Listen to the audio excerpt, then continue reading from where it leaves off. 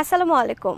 রাশিয়ার president Vladimir Putin Ukraine যুদ্ধের অবসান ঘটাতে নতুন করে শুরু হওয়া শান্তি আলোচনায় আহ্বান প্রত্যাখ্যান করে বরং সামরিক অভিযান আরও জোরদার প্রস্তুত নিচ্ছেন বলে দাবি করেছেন রয়টার্স।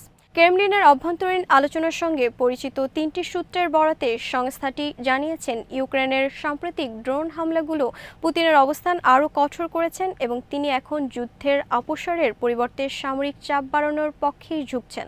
যুদ্ধ এখন পঞ্চম বছরে প্রবেশ করেছে। এদিকে কূটনৈতিক তৎপরতা চলছে, অন্যদিকে দুই পক্ষই হামলার যাত্রা বাড়িয়ে চলছে। এ অবস্থায় যুক্তরাষ্ট্রের প্রেসিডেন্ট ডোনাল্ড ট্রাম্প সাম্প্রতিক দাবি করেছেন, শান্তি চুক্তি আগের চেয়ে অনেক বেশি কাছাকাছি। তবে ক্রেমলিনের ঘনিষ্ঠ সূত্রগুলোর বক্তব্য তার এই আশাবাদের সঙ্গে সাংঘর্ষিক।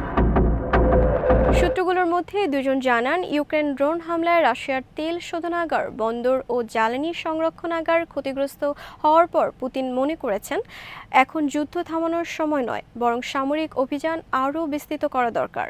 নিয়মিত পুতিনের সঙ্গে বৈঠক করেন এমন এক সূত্রের ভাষ্য, আগামী কয়েক মাসে যুদ্ধ আরও তীব্র হওয়ার সম্ভাবনা খুবই বেশি।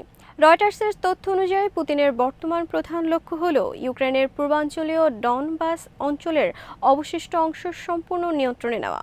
একটি সূত্র জানায়, যুদ্ধবিরতির মাধ্যমে বর্তমান যুদ্ধরেখা স্থির করার পরামর্শ দিয়েছিল কয়েকজন উপদেষ্টা, কিন্তু পুতিন সেই প্রস্তাব প্রত্যাখ্যান করে স্পষ্ট জানিয়ে দেন, পুরো ডনবাস দখল না হওয়া পর্যন্ত অভিযান চলবে।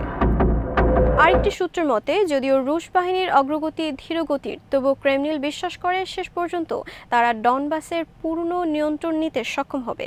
জুন মাসে ইউক্রেনের প্রেসিডেন্ট ভলোদিমির জেলেনস্কির সঙ্গে সরাসরি বৈঠক ও যুদ্ধবিরতির প্রস্তাবও প্রকাশ্যে নাকচ করেছিলেন পুতিন। এতে বর্তমান পরিস্থিতিতে আলোচনার প্রতি তার অনীহাই স্পষ্ট হয়েছে। রয়টার্সের প্রশ্নের জবাবে ক্রেমলিনের মুখপাত্র দিমিত্রি পেসকভ বলেন, রাশিয়ার শান্তিপূর্ণ সমাধানের জন্য প্রস্তুত থাকলেও নিজেদের ভাষার বিশেষ সামরিক অভিযান চালিয়ে যাওয়ার মতো পর্যাপ্ত সক্ষমতা তাদের রয়েছে। অন্যদিকে জেলেনস্কির কার্যালয়ের এক জ্যেষ্ঠ কর্মকর্তা বলেন, ইউক্রেনীয় গোয়েন্দা সংস্থার মূল্যায়ন অনুযায়ী পুতিন আলোচনায় নয়, বরং নতুন সামরিক অভিযানের প্রস্তুতি নিচ্ছেন। কিয়েভের আশঙ্কা, ভবিষ্যতে ইউক্রেনের আরও বিস্তৃত এলাকার এমনকি সীমান্তের বাইরেও হামলার পরিকল্পনা থাকতে পারে। সামরিক বিশ্লেষকদের মতে, যুদ্ধ আরও বিস্তৃত হলে তা ইউক্রেনের সীমানা ছাড়িয়ে ন্যাটোর সঙ্গে উত্তেজনা বাড়াতে পারে। রাশিয়ার কিছু সামরিক ভাষ্যকার ইতিমধ্যে বাল্টিক অঞ্চলের ন্যাটো ঘাঁটি ও রোমানিয়ার সামরিক স্থাপনায় হামলার সম্ভাবনার কথা প্রকাশ্যে আলোচনা করেছেন। লন্ডন ভিত্তিক রয়্যাল ইউনাইটেড সার্ভিস ইনস্টিটিউটের সামরিক বিশেষজ্ঞ জ্যাক ওয়াটলিং বলেন, রাশিয়া হয়তো ন্যাটোর সঙ্গে পূর্ণাঙ্গ যুদ্ধ চাইবে না, তবে সীমিত পরিসরে এমন হামলা চালাতে পারে যার উদ্দেশ্য হবে জেটের ভেতরে মতপার্থক্য সৃষ্টি করা। বিশ্লেষকদের ধারণা, ডনবাস পুরোপুরি দখল করতে চাইলে রাশিয়ার আরও বড় পরিসরে সেনা সমাবেশ বা নতুন করে বাধ্যতামূলক নিয়োগ দিতে হতে পারে। যদিও 2022 সালে পূর্ণমাত্রার আগ্রাসনের পর থেকে পুতিন এমন পদক্ষেপ নিতে সতর্ক থেকেছেন। এদিকে ইউক্রেনের দীর্ঘ পাল্লার ড্রোন হামলায় রাশিয়ার ওপর চাপ বাড়িয়ে তুলছে। তেল শোধনাগার, বন্দর ও জ্বালানি অবকাঠামোর ধারাবাহিকতা হামলার কারণে রাশিয়ার ভেতরেই জ্বালানির সংকটের প্রভাব দেখা দিয়েছে। পশ্চিমা দেশগুলোর মতে, এসব হামলা যুদ্ধের গতিপথে ইউক্রেনকে কিছুটা সুবিধাজনক অবস্থানে নিয়ে গেছে এবং মস্কোর উপর নতুন নিষেধাজ্ঞা চাপও বাড়ছে। তবে ক্রেমলিনের একটি সূত্রের দাবি, এমন হামলা পুতিনকে আরও ক্রুদ্ধ ও কঠোর করে তুলছে।